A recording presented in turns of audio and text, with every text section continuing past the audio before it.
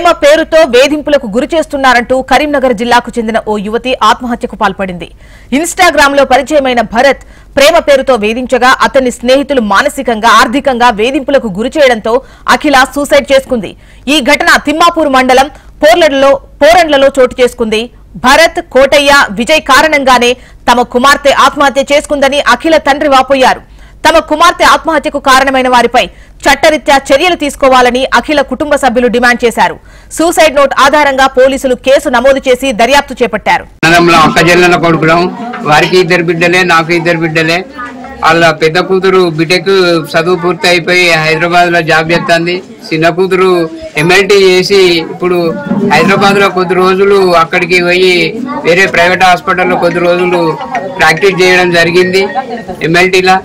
దాన్ని అక్కడ ఇన్‌స్టాగ్రామ్ ద్వారా పరిచయం అయిన వ్యక్తి, అంటే మాకు ఇప్పుడే ఈ రోజునే రీసెంట్ గా తెలిసింది, ఇన్‌స్టాగ్రామ్ లో పరిచయం అయిన వ్యక్తి ద్వారా ఆమెను టార్చర్ చేయడం, వేధించడం, ఫైనాన్స్ పరంగా కూడా వేధించడం జరిగిందని ఆ యొక్క సూసైడ్ నోట్ల రాసి పెట్టడం జరిగింది. దాన్ని మేము అది వ్యతిరేకిస్తున్నాం. ఇలాంటి అన్యాయం ఏ ఆడపిల్లకు జరగకూడదు. గ్రామంలో మనకు ఎనలేని అవి పోస్టులు పెట్టుకుంటూ ఆడపిల్లలను ట్రాక్ చేస్తూ వారిని వేధింపులకు గురి చేస్తున్నారు, మరణానికి కారణం అవుతున్నారు.